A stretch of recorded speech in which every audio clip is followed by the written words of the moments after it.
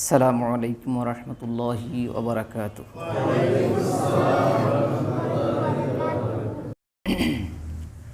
সম্মানিত মুসল্লিয়ানে আযম, ধারাবাহিক আলোচনা চলছিল আখিরাতের জীবন সম্পর্কে। আমরা প্রায় 5 জুমা এ সম্পর্কে আলোচনা করেছিলাম যে আখিরাতের শুরু হচ্ছে মানুষের মৃত্যু থেকে।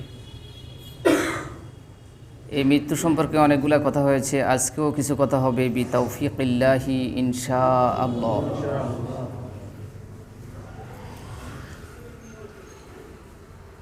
একটা মানুষ মৃত্যুবরণ করার পরে যখন কাফনের কাপড় পরানো হয়, তো সবাই আত্মীয় স্বজন যারা আছে এরা দেখার জন্য আসে যে শেষবারের মতো একবার দেখি, আছে না? এরকম দৃশ্য আমাদেরও আসবে। এই শেষবারের মতো দেখার ক্ষেত্রে আমরা শরীয়তের একটা কথা স্মরণ করাই যে যারা শুধু মাহরাম, যারা মহরিম,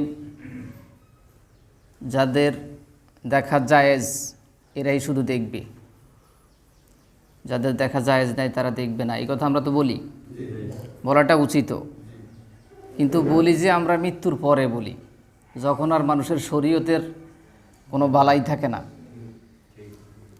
মানে যখন আর দেখা না দেখা সমান কথা তখন বলি।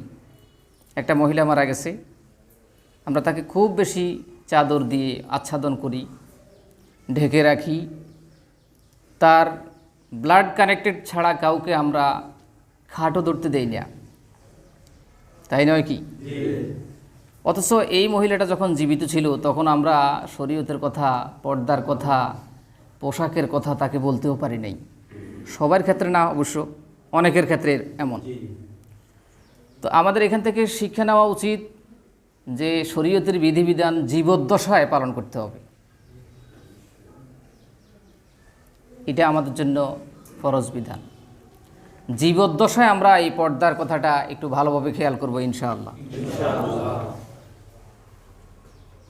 মরা মানুষটা পুরুষ হোক বা মহিলা হোক, এটা শরীয়ত সম্মতভাবে যাদের দেখা যায় শুধু তারাই দেখবে। এটা মৃত্যুর আগেও তাদের সাথেই শুধু সাক্ষাৎ হবে, মৃত্যুর পরেও তাদের সাথে। এগুলো একটু খেয়াল রাখতে হবে। প্রিয় হাজিরিন, আমরা মৃত্যু সম্পর্কে অনেকগুলো কথা বলেছি, আজকে এই মরা মানুষের জানাজা সম্পর্কে কিছু কথা হবে ইনশাআল্লাহ।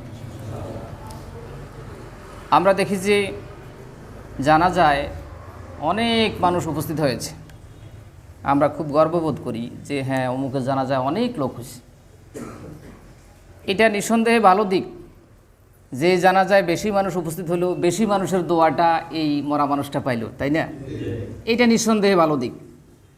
তবে এই ভালোটা শোনায় সোহাগা তখন হবে যখন এই জানাজায় যারা শরীক হলো এরা নামাজি মানুষ হয়, এরা জ্ঞানী মানুষ হয়, এরা শরীয়ত সম্পন্ন মানুষ হয়।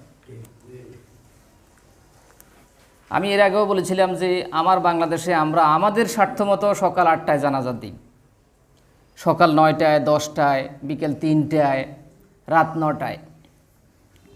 কিন্তু বিশ্বনবীর ইতিহাস তালাশ করেন, ইসলামের ইতিহাস তালাশ করেন, সকল কথার সার কথা হচ্ছে জানাজা হবে ফরজ নামাজের পর পর, হয় ফজরের পরে, না হয় জোহরের পরে, না হয় আসরের পরে, মাগরিবের পরে, এশার পরে। 5 ওয়াক্ত নামাজের পর পরে হবে জানাজার নামাজ। কে আসলো না এটা ধর্তব্য নয়। আপনার এখানে 10,000 মানুষ হচ্ছে, বেনামাজি যদি 10,000 হয় কি লাভ হইল? লাভ হইল? লাভ হয়নি। আমার নামাজি মানুষগুলা যদি এই মরা মানুষটার জন্য দোয়া করে, জ্ঞানী মানুষরা যদি এই মরা মানুষটার জন্য দোয়া করে, এটাই বেশি পারফেক্ট হবে। সুতরাং আমি আমার পরিবারকেও বলে দিছি যে আমি যদি রাত্রে মারা যাই, ফজরের পরে যদি 3 জন মুসল্লিও নামাজ পড়ে, এই 3 জনে শুধু আমার জানাজা দিবে, আর বাড়তি দরকার নাই, আর বাড়তি দরকার নাই। আমি সকাল 7টায় 9টায় জানাজা দিব, দূর থেকে অনেক মানুষ যাইব, আমার এত দরকার নেই। আমার দরকার হচ্ছে নামাজি মানুষ। আমি কি বুঝতে পারছি? আমার ভাইয়েরা, অনেক বড় মাপের লোক মারা গেছে, আপনি 10টা জানাজা দিচ্ছেন, এটা হলো আপনার নিজের কথা, এটা শরীয়তের কথা নয়। এটা জায়েজ হইতে পারে, এটা সুন্নত নয়। সুন্নত হলো নামাজের পরপরই জানাজা। আমরা তো শুধু জায়েজটাই এখন মানতেছি, সুন্নতের কাছে নাই। তাহলে একটু খেয়াল করতে হবে।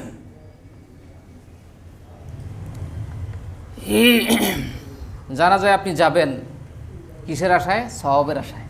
কিসের আশায়? একটু খেয়াল করেন, জানা যায় গেলে বিশ্বনবী বলেছেন 2 কিরাত সওয়াব। কয় কিরাত? 2 কিরাত।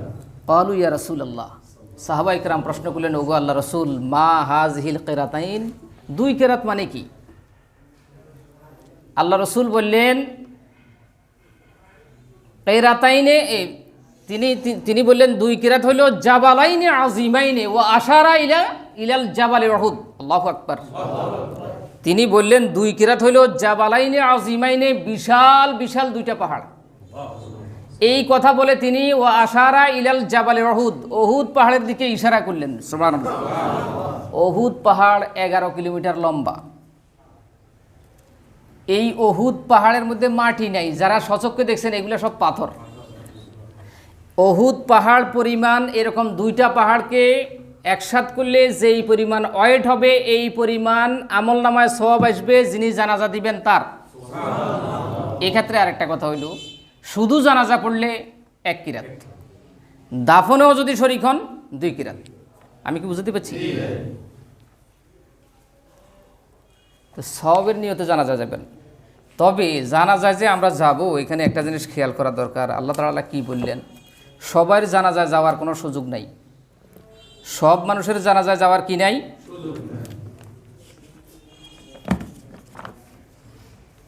দেখেন সূরা তাওবা, সূরা তাওবা আল্লাহ তাআলা বললেন এখানে 84 নম্বর আয়াতে কারিমা, আপনি মোবাইলে টাচ দিয়েও দেখে নেবেন। আল্লাহ বললেন ওয়ালা তুসাল্লি আলা আহাদিম মিনহুম মাতা আবাদা। খবরদার যারা মুনাফিক, খবরদার যারা মুনাফিক, তাদের জানাজায় কশিন কালেও যাবে না, আবাদা। আল্লাহ এখানে আবাদা না বললেও পারতেন। আল্লাহ বললেন যে ঘূর্ণাক্ষরেও কোনো অবস্থাতেই কোনো মুনাফিকের জানাজায় তোমরা যাবে না। কার কথা? আল্লাহ। দেখেন এই কথা বলেই আল্লাহ শেষ করেন নাই। কেমন গোস্বা মুনাফিকদের প্রতি আল্লাহ, তিনি বললেন ওয়ালা তাকুম আলা কবরিহি, খবরদার জানাজায় তো যাবে না, তার কবরের কাছেও দাঁড়াবে না। হ্যাঁ, ওয়ালা তাকুম আলা কবরিহি, খবরদার তার কবরের কাছেও দাঁড়াবে না। কাকে বলেছেন? বিশ্বনবীকে বলেছেন আল্লাহ তাআলা এই কথাটা। এটার একটা ব্যাকগ্রাউন্ড আছে, ব্যাকগ্রাউন্ডটা জানলে বিষয়টা আমরা ক্লিয়ার হব। রাসূলের অত্যন্ত কাছের একজন সাহাবী ছিল আব্দুল্লাহ রাদিয়াল্লাহু তাআলা আনহু। এই আব্দুল্লাহর বাবার নাম ছিল আব্দুল্লাহ ইবনে উবাই, যিনি ছিলেন মুনাফিকের সর্দার, সাইয়্যিদুল মুনাফিক যাকে বলা হয়। তো ছেলের নামও আব্দুল্লাহ, বাবার নামও না, বুঝে নেন কথাটা। ছেলে আব্দুল্লাহ ছিল রাসূলের অত্যন্ত আস্থাভাজন কাছের সাহাবী। বাবা আব্দুল্লাহ ইবনে উবাই ছিল ইসলামের প্রধান শত্রু, মুনাফিক। এখানে ছোট্ট একটা কথা জানা দরকার, কাফিরদের মধ্যে মুনাফিক নাই, ইহুদি বৌদ্ধ খ্রিস্টানের মধ্যে মুনাফিক নাই। মুনাফিক সবগুলো আছে মুসলমান জাতের ভিতরে। কোথায় কোথায়? মুনাফিক কি কিন্তু স্পষ্টভাবে কোনো কাফের বলা হয় নাই, পরোক্ষভাবে কাফের বলা হয়েছে। সূরা মুনাফিকুন কোরআন শরীফে আছে না নাই? আছে। এখানে একটা জিনিস খেয়াল করেন, মুনাফিকের জানাজা যাইতে নিষেধ করেছেন কে? আল্লাহ। এবং তার কবরের কাছেও দাঁড়ানো নিষেধ। তো আপনি মুনাফিক চিনবেন কেমনে? আমরা তো সহজ একটা কথা জানি, হুজুর মুনাফিকের চিহ্ন 3টা। এটা তো আপনি হাদিসের একটা সামান্য কথা বললেন। সূরা বাকারার শুরু থেকে, বিশেষ করে 13 নম্বর আয়াতে কারিমা থেকে এ পড়া শুরু করলে মুনাফিকের আলামতগুলো দেখবেন আল্লাহ কীভাবে বলছেন। 20টারও বেশি আয়াতে কারিমা এখানে শুধু তাদের নিদর্শন, আলামত সম্পর্কে আছে। আমি তো এখন ওই বিষয়ে কথা বলার সুযোগ নাই, বিধায় বলছি না। তবে একেবারে সহজ কথা, এ মুনাফিক আপনি চিনবেন কেমনে? দেখেন এই কথাটা সূরা নিসা 61 নম্বর আয়াতে কারিমা, আপনি মোবাইলে টাচ দিয়ে দেখে নেন। সূরা নিসার 61 নম্বর আয়াতে কারিমার অনুসারে আপনি তার জানাজায় যাবেন কি যাবেন না সিদ্ধান্ত নেবেন। কথাটা কি আমার না আল্লাহর? আমার একটা কথাও মানার দরকার নেই। আল্লাহর কথাটা মানবেন। আল্লাহ বলছেন ওয়া ইজা কিলা লাহুম তাআলাউ ইলা মা আনসালাল্লাহ ওয়া ইলার রাসূল, যখন আপনার সমাজের এই লোকটাকে জীবদ্দশায় আপনি তারে ডাকতেন আল্লাহর রাস্তায় রাসূলের পথে, আল্লাহ যা নাজিল করেছেন মা আনসালাল্লাহু, আল্লাহ কি নাজিল করেছেন, এ যখন তাকে আল্লাহর কোরআনের দিকে বা রাসূলের সুন্নাহর দিকে আপনি ডাকতেন, তখন সে কি করত, রাআইতাল মুনাফিকিনা ইয়াসুদ্দুনা আনকা সুদুদা, তখন এই লোকটার আচরণ ছিল যা বেটা কত কোরআন হাদিস দেখছি তো গো, কত হুজুরা কত ওয়াজ করছে, হ্যাঁ কি কি করছো তো ওয়াজ শুনি,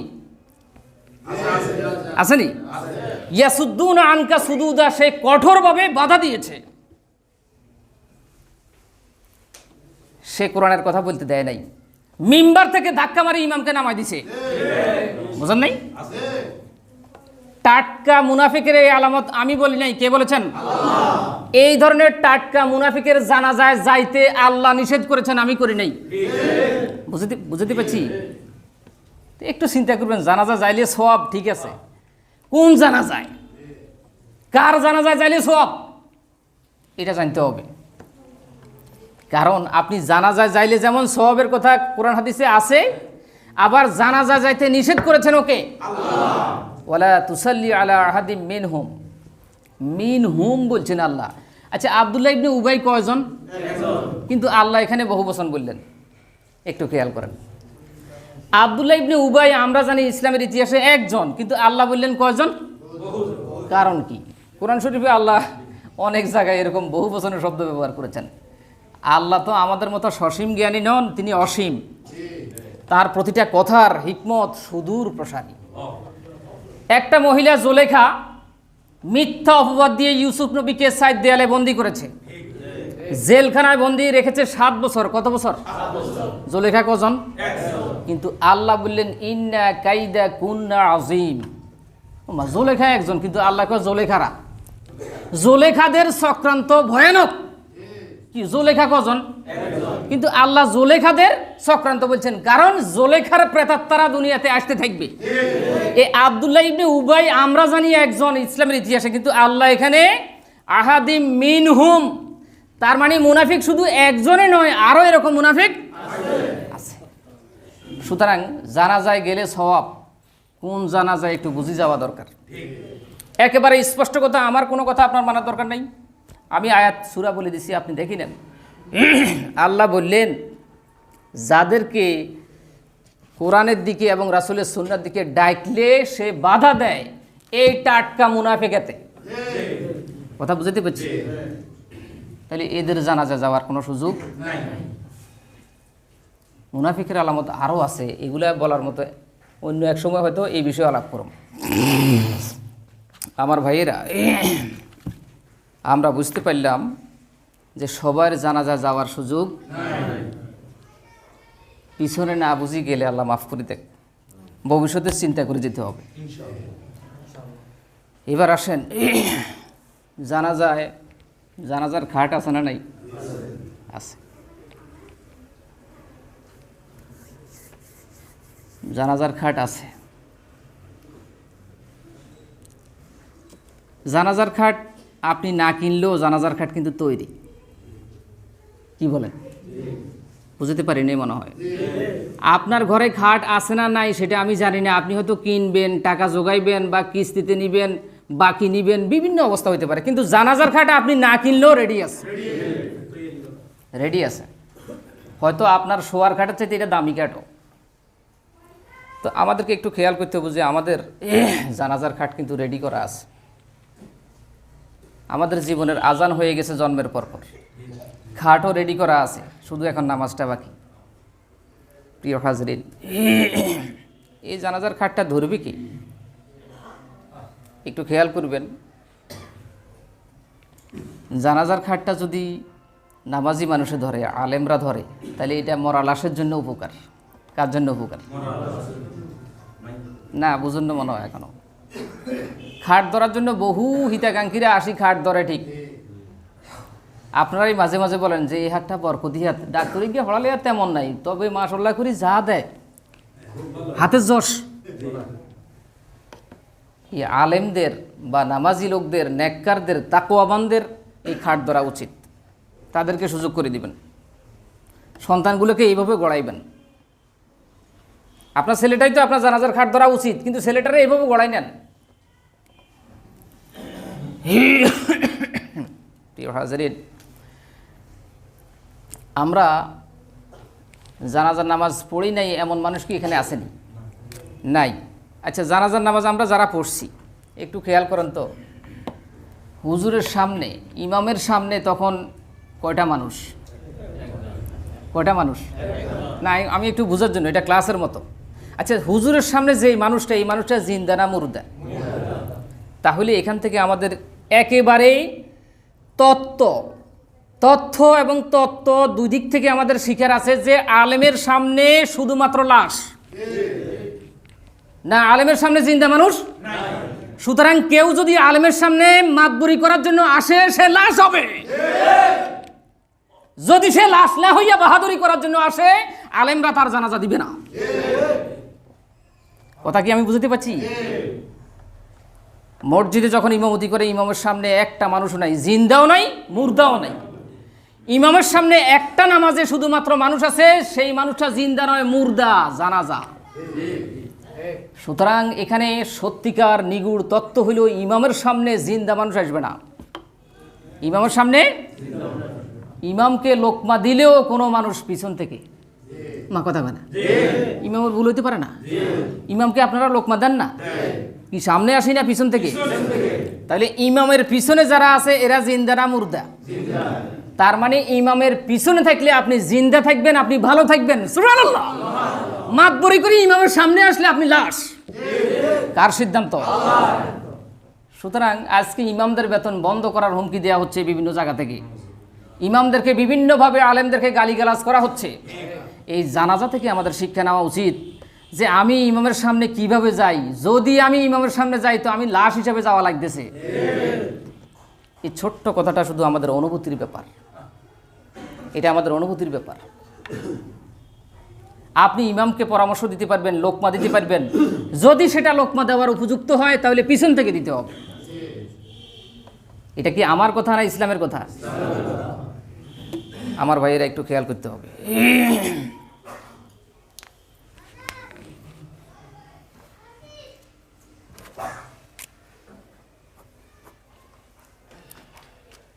জানাজার নামাজ শুরু হওয়ার আগে বক্তব্য আছে না নাই? এটা আমার দেশে একটু বেশি। আচ্ছা, যারা মক্কা মদিনা নামাজ পড়ছেন সেখানে বক্তব্য আসেনি? হ্যাঁ, শুধু ইমাম সাহেবের বক্তব্য মনে হয় আছে, আসেনি? নাই। কিন্তু আমরা দেখি যে জানাজার নামাজ পড়তে বড় জোর 4 মিনিট লাগে, যদি কেউ একেবারে আসতে পড়ে, বেশিরভাগ 2 মিনিটই শেষ। কিন্তু বক্তব্য হয়তো বা 2 ঘন্টাও চলে। বুঝুন না কথা লাগে? আচ্ছা, আমি যেটা বুঝছি ছোট্ট মানুষ হিসেবে, বক্তব্যের সার কথা ঘুরি ফিরি 14 জনে বক্তব্য দিলেও ঘুরি ফিরি কথা 2-3 আর বা এই লোকটা মরে গেছে, ভালো ছিল, তারা মাফ করে দিয়েন, দেন আপনারা দেখলে যোগাযোগ করবেন, এই তো ঘুরি ফিরি এই কথাই গেল। এখন দেখেন, আমরা একটু পিছনে যাই। বিশ্বনবী যখন দুনিয়া থেকে বিদায় নিলেন, তিনি সোমবারে ইন্তেকাল করলেন, তার দাফন হয়েছে বুধবারে। এই লং টাইম হওয়ার পিছনে অনেকগুলো কারণ আছে। আমি শুধু একটা কারণের কথা বলছি, যে তিনি ইমামুল মুরসালিন ছিলেন, তিনি জাতির ইমাম ছিলেন। এখন ইমাম ইন্তেকাল করেছেন, ইমাম কে হবে? আগে ইমাম নির্ধারণ হয়েছে। যেহেতু রাসূলুল্লাহর অসুস্থ থাকাকালীন 17 ওয়াক্ত নামাজ সাইয়েদনা আবু বকর রাদিয়াল্লাহু তাআলা আনহু পড়িয়েছেন, তাহলে বোঝা গেছে উনি অ্যাসিস্ট্যান্ট, সহকারী। সুতরাং উনি নায়েব। সাহাবায়ে কেরাম এই সিদ্ধান্ত নিতে গিয়ে লং টাইম হয়ে গেছে। এখানে লং টাইম হওয়ার পিছনে অনেক কারণ। কেউ আবেগে হতবিহ্বল, শোকাহত, কি করবে, কিং কর্তব্য বিমূঢ়। যাই হোক, জাতির ইমাম নির্ধারিত হইল আবু বকর রাদিয়াল্লাহু তাআলা আনহু।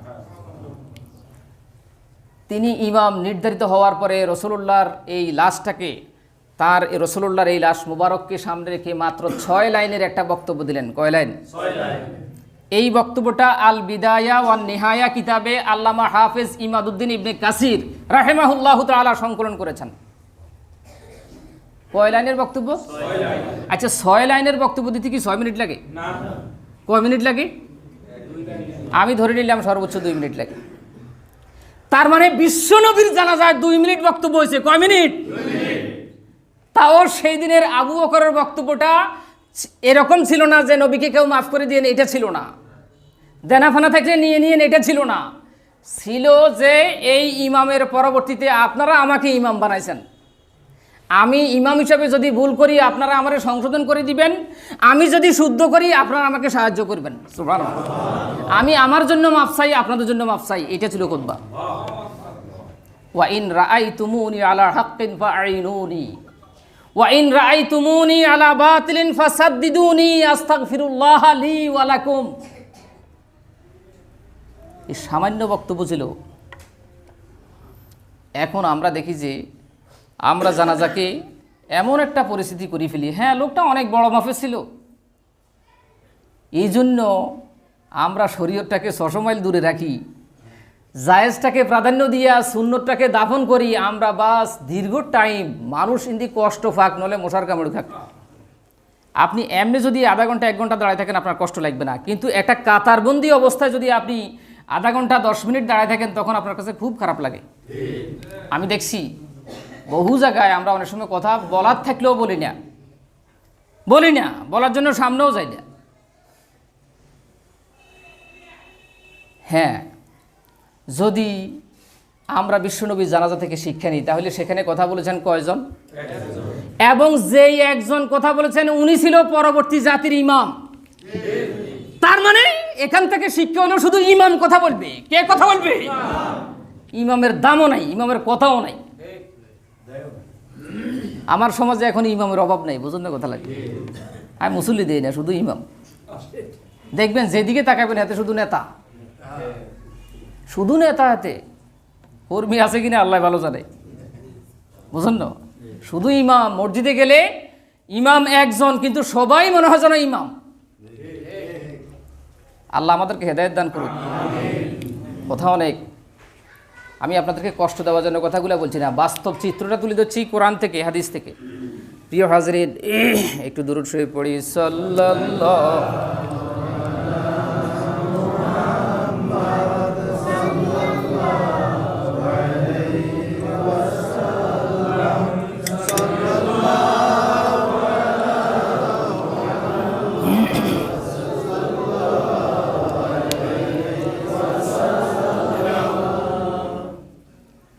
বক্তব্য আমরা শরীয়ত মোতাবেক পাইলাম, বক্তব্য দিবে কয়জন? জায়েজ হিসাবে আপনি কি 100 জন দিবেন সেটা আপনার ব্যাপার, তবে সেটা সুন্নত নয়। সুন্নত হলে শুধু ইমাম দিবে বক্তব্য। আমরা তো সুন্নত চিন্তাও করি না, আমরা শুধু জায়েজে চিন্তা লয়ে আছি। এরপরে এতগুলা মানুষ বক্তব্য দিল, একটা মানুষও এই কথা বলল না যে এই লোকটার মৃত্যুর সাথে সাথে তার ওয়ারিসদের সম্পদ বন্টন নীতি করো। একজনও এই বক্তব্য দেয় নাই।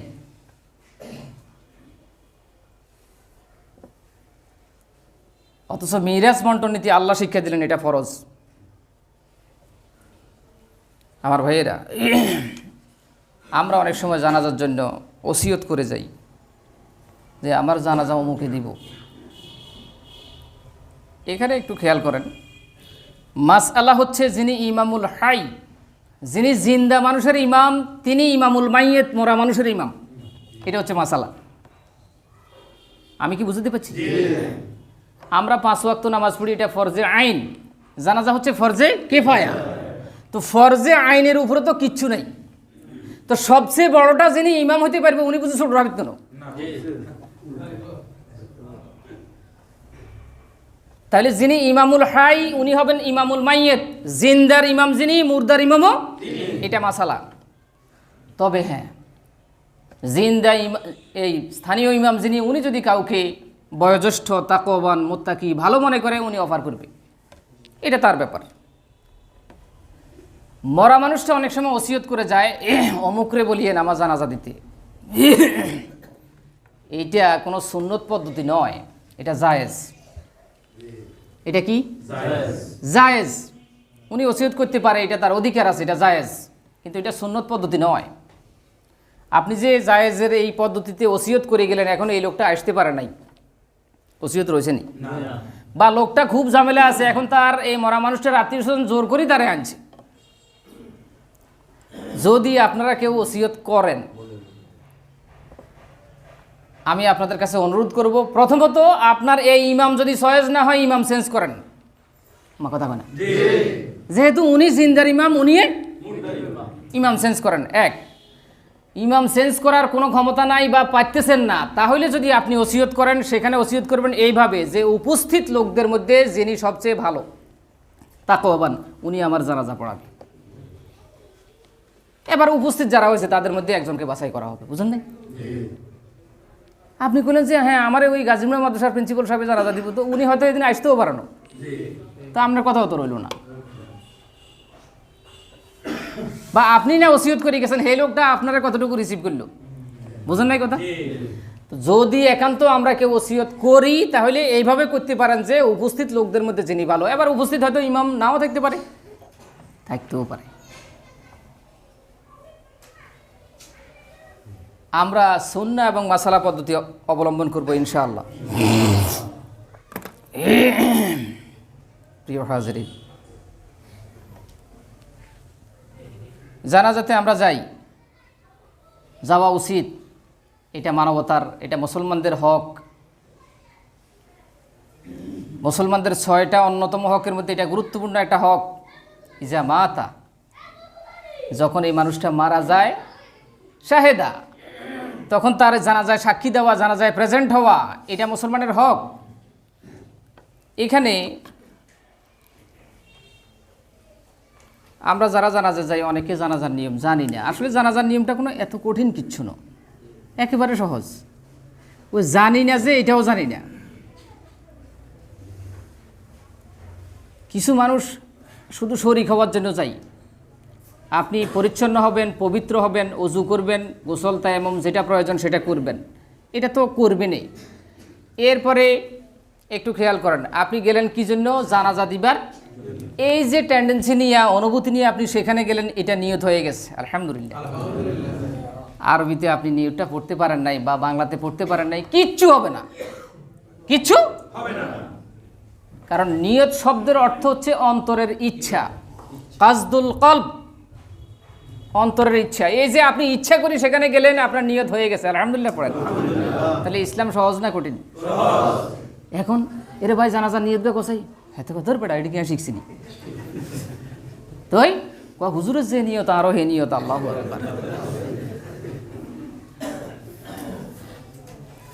আপনি শিখার দরকার নেই, শুধু এই মনের অনুভূতি নিয়েছেন যে আমি এই লোকটার এই জানাজায় আসলাম, তাকে দোয়া করার জন্য, এই মানসিকতা নিয়ে আসছেন। খেয়াল রাখবেন, জানাজার নামাজে ফরজ হইল 2টা। কয়টা ফরজ?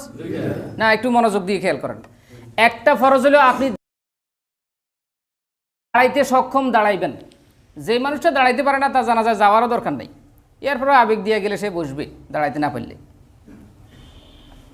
জানাজার নামাজে দাঁড়ানোটা ফরজ, দাঁড়ানোটা ফরজ, আর তাকবীর বলা ফরজ। 4 বার আল্লাহু আকবার বলাটা কি ফরজ। এ ফরজ আদায় হয়ে গেছে। আপনি আর কিছু পড়েন নাই, ফরজ আদায় হয়ে গেছে। ওয়াজিব শুধু একটা, আসসালামু আলাইকুম রাহমাতুল্লাহ। একদিকে ফিরানোটা ওয়াজিব, 2 দিকে ফিরানোটাও জায়েজ। বুঝতে পারছি? ওয়াজিব শেষ।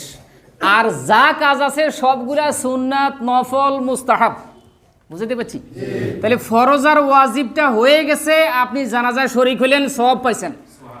কোয়ালিটি কম হইব যদি দোয়াগুলা না পারেন। বুঝতে পারছি? এখন দোয়াগুলা কি? প্রথমে তাকবীর তাহারিমা বাঁধি যে আল্লাহু আকবার বললেন, এই আল্লাহু আকবারের পরে সানা পড়বেন। কি পড়বেন? সানা শব্দের অর্থ প্রশংসা। সানা শব্দের অর্থ কি? এই জন্য কিছু কিছু সাহাবী এ সুবহানাকা আল্লাহুম্মা ওয়া বিহামদিক ওয়া তাবারাকা ইসমুক ওয়া তাআলা জাদ্দুক ওয়া জাল্লা সানাউক ওয়া লা ইলাহা গায়রুক, এইটা না পড়ে সূরা ফাতিহাও পড়ছেন কিছু কিছু সাহাবী। যেহেতু সানা অর্থ কি না বুঝে নেন আগে কথাটা, এটা নিয়ে টানা হেসড়ানো, আগে বুঝে নেন। সানা অর্থ কি? সূরা ফাতিহার এক নাম হচ্ছে সূরাতুস সানা, প্রশংসার সূরা। কিসের সূরা? তো এখানে মাসালা হইল প্রথম তাকবীরের পরে প্রশংসা করা কার? তো সূরা ফাতিহার মধ্যে তো কার প্রশংসা? আবার এই যে আমরা সানা পড়লাম সুবহানাকা আল্লাহুম্মা, এটাও কার প্রশংসা? সুতরাং মাসালা অনুসারে, সূত্র অনুসারে অঙ্ক মিলে গেছে। বুঝুন না কথা?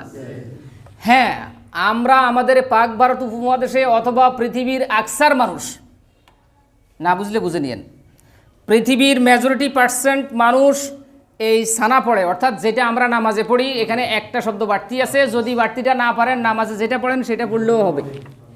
বুঝতে পারছি? তাহলে আমরা একটু খেয়াল করি, সুবহানাকা আল্লাহুম্মা ওয়া বিহামদিক ওয়া তাবারাকা ইসমুক ওয়া তাআলা জাদ্দুক ওয়া জাল্লা সানাউক ওয়া লা ইলাহা গায়রুক। বাস, প্রথম তাকবীরের কাজ শেষ। তারপরে আবার তাকবীর। এরপরে আমরা নামাজে যে দুরুদে ইব্রাহিম পড়ি, এটা তো আমরা সবাই পারি, বাস এটা পড়লাম, আর একটা তাকবীর হয়ে গেল। প্রথম তাকবীরে শুধু হাত উঠবে, পরের তাকবীরে হাত উঠানোর প্রয়োজন নাই। এখন এরপরে মনে করেন প্রথম তাকবীর দিলাম, সানা পড়লাম, আবার তাকবীর দিলাম, দুইটা তাকবীর গেল, দুরূদ শরীফ পড়লাম, আবার তাকবীর দিলাম, তিনটা তাকবীর গেল। এবার তৃতীয় তাকবীরের পরে একটা দোয়া আছে, যে দোয়াটা একটা কমন দোয়া, আমরা সবাই পারি। আল্লাহুম্মা গফিরলি হাইয়িনা ওয়া মাইয়িতিনা ওয়া শাহিদিনা ওয়া গায়বিনা ওয়া সগীরিনা ওয়া কাবীরিনা ওয়া যাকারিনা ওয়া উনসানা। আল্লাহুম্মা মান আহইয়াইতাহু মিন্না ফাআহইহি আলাল ইসলাম ওয়া মান তাওয়াফফাইতাহু মিন্না ফাতাওয়াফফাহু আলাল ঈমান।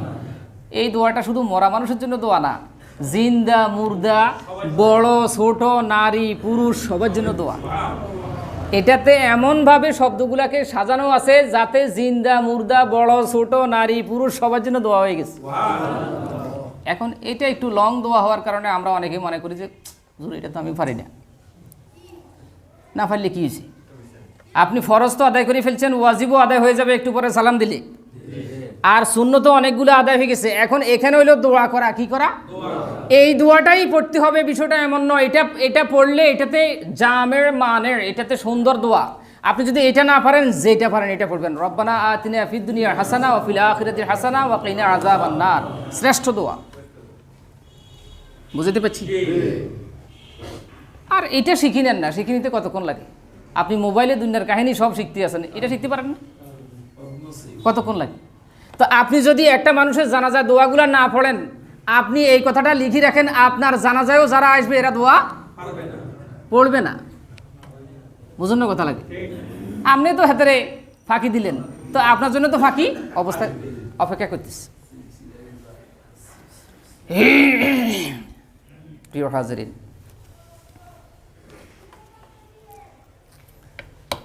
এখন জানাজার নামাজের পরে, আচ্ছা এই জানাজা শব্দের অর্থ কি? আলহামদুলিল্লাহ। এখন জানাজা শব্দের অর্থ দোয়া।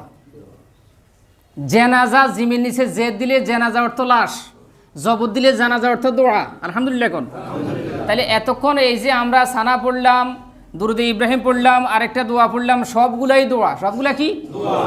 তো আবার আমরা দোয়া করি, আছে না? সালাম ফিরেবের পরে আবার দোয়া করে তো, কোনো কোনো জায়গায় আবার করে না। কাবা শরীফে করে না, মদিনা শরীফও আমি নিজে পড়ছি, করে না। আমার এই বাংলাদেশে বা পাক ভারত উপমহাদেশে করে। আবার যারা করে এটারে খুব জোর করেই করায়। আমার ভাইয়েরা একটু খেয়াল করেন, আমরা ফিতনার পক্ষে নয়, একটু খেয়াল করেন। তা আমি এখন দোয়া করলাম, আবারও দোয়া করলাম, আপনি বলবেন যে হুজুর এটা দোয়া না, খারাপ কিয়া? এটা দোয়া না, খারাপ কিয়া? এই দেখেন, আপনি যখন একটা সুন্নত তরিকা বাদ দিয়া জায়েজ তরিকায় যান, সুন্নতটা জবাই হয়ে যায়। কি হয়ে যায়? আপনি সাথে সাথে যখন আবার হাত তুলে দোয়াটা করলেন, এবার মেজরিটি পার্সেন্ট লোক আর দাফনে শরিক না, মাটি দেওয়াতে শরিক, দোয়া করছি তো চলে যাই।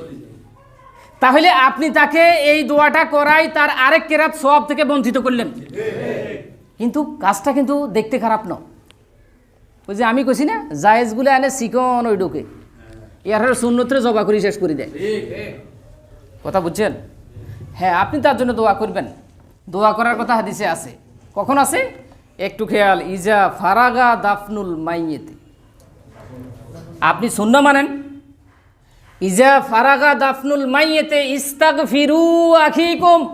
আল্লাহু আকবার। কথাটা বলেছেন বিশ্বনবী। তিনি বললেন যখন এই মরা মানুষটার ইজা ফারাগা ফারেগ হয়, অবসর হয়, দাফনের কাজ থেকে যখন মানুষ অবসর হয়, ইস্তাগফিরু, এবার তোমরা ক্ষমা প্রার্থনা করো লিয়াকিকুম, তোমার ভাইয়ের জন্য। তো আমরা তো একটু খেয়াল করা দরকার, আমি যদি শরীয়ত মানতে হয় দাড়ি কমা অনুসারে আল্লাহ এবং রাসূলেরটা মানব। বুঝুন নাই কথা? নিজের আবেগ দিয়া এই শুধু জায়েজ তরিকা ঠকাইন না। জায়েজ আপনি তখন মানেন যখন আপনি সুন্নত মানতে অপারগ।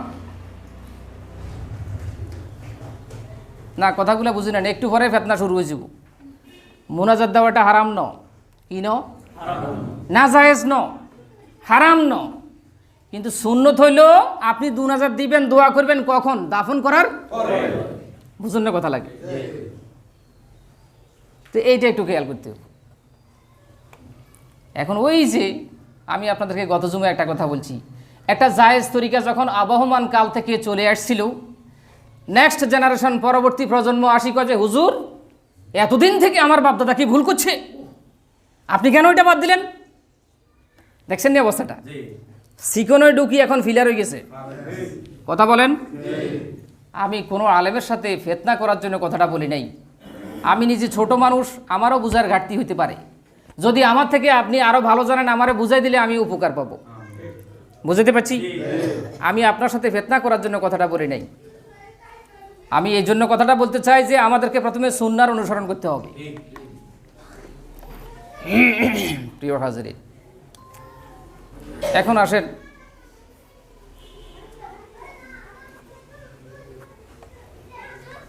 জানাজা পড়াইবার পরে ইমাম সাহেবরে কিছু হাদিয়া দেন লাগে, আসেনি? মরা মানুষটারও আত্মীয় স্বজনের আবেগ যে হুজুরে আমার বাপের জানাজা পড়াইছে, মায়ের জানাজা পড়াইছে, তারে কিছু একটা দিই। এই আবেগটার সুযোগে হুজুরও কদিন পরে, কিরে অমুকে জানাজা পড়াইলাম, একটা টিয়াও দিল না। দেখছেন দি? ওই যে প্রথমে আপনি একটা ফাঁক করে দিচ্ছেন, রিক্সা ড্রাইভারে 5 টাকার জায়গায় 10 টাকা দিচ্ছেন, এবার যখন অন্য প্যাসেঞ্জারে যখন 5 টাকা দিল, হ্যাঁ মিয়া ভাড়া 10 টাকা, আপনি তো 10 টাকা রেট উঠে দিচ্ছেন। ওই যে আবেগ করে দিচ্ছেন, একটু খেয়াল করবেন, আপনি ইমামকে সম্মান করবেন শুধু বাপ মূল্যে আর মা মূল্যে নয়। আপনি ইমামকে হাদিয়া পাঠান, তার খাট একটা কিনে দেন, ফ্রিজ একটা কিনে দেন, আলমারি একটা কিনে দেন, যেটা প্রয়োজন সেটা কিনে দেন, তারে টাকা দিয়ে দেন। এই দিন দিতে হবে কেন? কথা বুঝেন নাই? আর আপনার তো উচিত ছিল যে আপনার বাবা জানাজাটা, মায়ের জানাজাটা আপনাকে দেয়া। এটা তো আপনার উচিত ছিল যে আমার বাবার জন্য আমি দোয়া করব। জানাজা মানে দোয়া। আমি ইমাম থেকে, উনি যদিও ইমামুল হাই, উনি জিন্দার ইমাম, আমি ওনার থেকে সময় নেব যে হুজুর আমার বাবা জানাজাটা আপনি পড়ানোর যোগ্য, আপনি পড়ানো উচিত, কিন্তু যদি অনুমতি দিতেন আমি পড়াইতাম। কথা বুঝুন? আপনার তো সেই যোগ্যতা হাসিল করা উচিত। এখানে ছোট্ট একটা জিনিস হলো কি, আমরা কিছু মানুষ বাবুরে জানাজা অফার করলে হেমিয়া চলে যায় সামনের দিকে, মাসালা বুঝে না। আমরা জানাজা অফার করছি, আপনি চলে গেছেন তো জানাজা পড়াইতেন, এখানে কি ইমাম নাই? এই ইমামটাকে এতদিন দাড়ি কমা সহ আপনি মানছেন, উনি আল্লাহু আকবার বললে আপনি আল্লাহু আকবার বলছেন, উনি রুকুত গেলে আপনি রুকুত গেছেন, উনি সেজদায় গেলে আপনি সেজদায় গেছেন। বাবুরে আপনারা অনেক একটু অফার করছেন, আপনি চট করে চলে গেলেন। একটু চিন্তা করা দরকার। তো বুঝছি আপনার যোগ্যতা আছে, কিন্তু যিনি জিন্দার ইমাম তাকে প্রায়োরিটি দিতে হবে। আপনি আরো কোয়ালিটি সম্পন্ন ইমাম আসছে এখানে, এই দায়িত্বটা যিনি স্থানীয় ইমাম উনি চিন্তা করব। আমি কি বুঝতে পারছি না? ওই সঠিক কথা বললে ভাই আমারও তো গাত লাগে, আমরাও কারো গাত লাগতে পারে, তখন এই সমস্যা দেখা দেয়। আল্লাহ আমাদেরকে সঠিক বুঝদান করুক। কথা শেষ করতে পারলাম না, তবে যেই কথাগুলো বললাম না বুঝলে বুঝে নেওয়ার জন্য অনুরোধ রইল, ফিতনা করার জন্য আমি কথাগুলো বলি নাই। আল্লাহ আমাদেরকে সঠিক বুঝদান করুক।